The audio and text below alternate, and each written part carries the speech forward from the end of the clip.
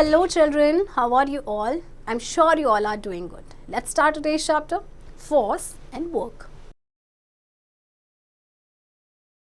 How do we move an object at rest? We often move objects from one place to another by pushing or pulling them. देखिए कोई भी object अगर rest पे है तो हम उसे कैसे मूव कराते हैं? हम उसे या तो पुश करते हैं या फिर पुल करते हैं. पुश एंड पुल.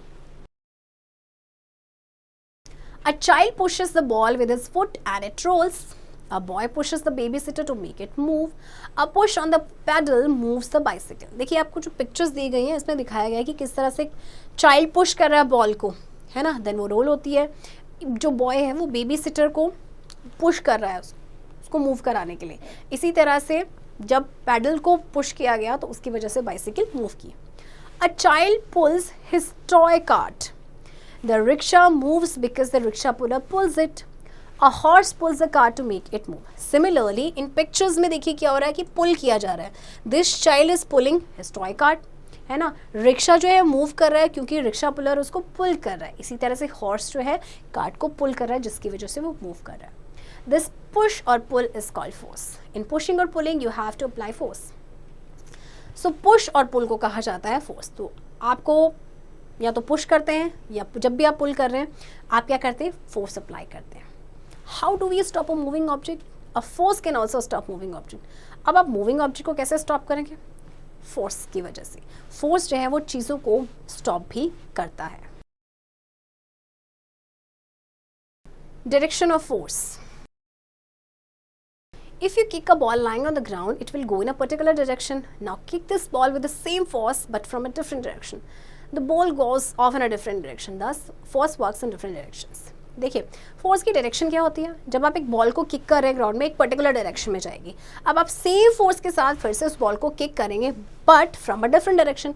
अब जो बॉल है वो डिफरेंट डायरेक्शन में जाएगी, यानी कि जो फोर्स है वो डिफरेंट डायरेक्शंस में वर्क करता है. Greater force. The force of a breeze makes a flag flutter. The force of a strong storm may destroy a house. The force of a storm is greater than the force of breeze. देखिए bridge की force से जो flag है ना आपका Flutter करता है, जबकि जब स्ट्रॉन्ग स्टॉर्म आता है तो उससे एक हाउस भी डिस्ट्रॉय हो सकता है. यानी कि जो फोर्स है स्टॉर्म का ऑफ कोर्स वो ग्रेटर है force of breeze. Force move things in different ways. Movement is of different types. Push, pull, lift, heave, squeeze, twist, turn, bend, break, etc. The force may cause object to move, stop, change direction or move fast and slow. A player changes the direction of a rolling football by kicking it and it rolls over in another direction. If you paddle harder, your bicycle moves faster. If you paddle slowly, your bicycle moves slower. तो देखिए movement आपके ना different types के हैं. These are the movements, right? तो force क्या करता है, किसी भी ऑब्जेक्ट को मूव करा सकता है, उसको स्टॉप करा सकता है, उसकी डायरेक्शन भी चेंज हो सकती है और फास्ट या स्लो भी हो सकता है. जैसे कि कोई भी प्लेयर जो है फुटबॉल, रोलिंग फुटबॉल है, इसकी डायरेक्शन को चेंज कर सकता है by kicking it and then ये फिर रोल ओवर हो जाती है दूसरी डायरेक्शन में.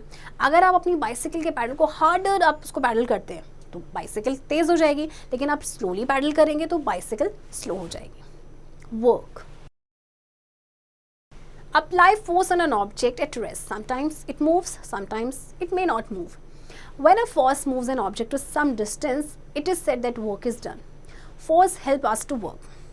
Amount of work depends upon force and distance moved. You can move a table but cannot move a rock. If you apply all your force to move a heavy load and could not move it, no work is done. When a rope is pulled by both sides and it does not move, no work is done.